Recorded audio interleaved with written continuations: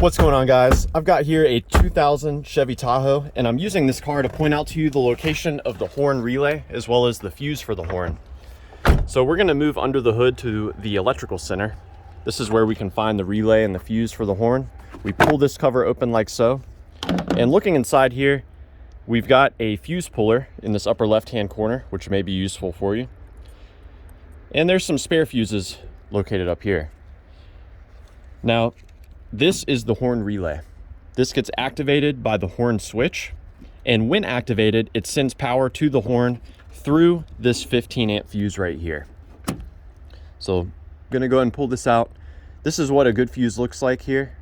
And I've got a blown fuse that you can compare it to. So that's what a blown fuse may look like. If you find that this fuse is blown, only replace it with a different 15 amp fuse. Don't change the amperage. Now, my favorite way to troubleshoot the horn relay is to have an assistant inside the car holding that horn button down. While they're doing that, I'll come here and I'll actually start tapping on this relay. Sometimes relays can get stuck, and by tapping the relay or even wiggling the relay around, you can sometimes get it to start working again.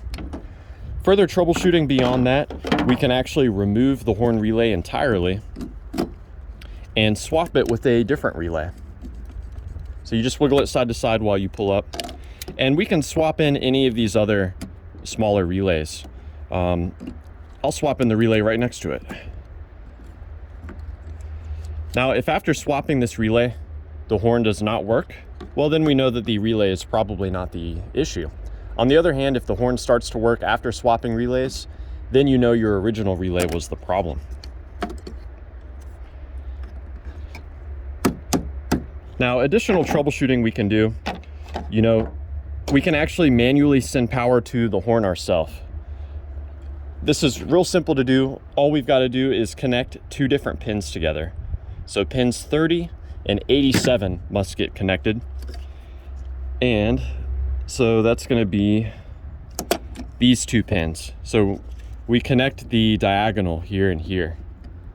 So by connecting these two pins, we're sending power directly to the horn, bypassing the switch and the relay. And so if you do this and the horn does not go off, well, then you know that the horn itself is probably no good. Now, I will tell you, horns fail often, but another component that fails just as often is the clock spring. That's the electrical connector that is basically behind the steering wheel, and it carries the signal from the horn switch to the horn relay.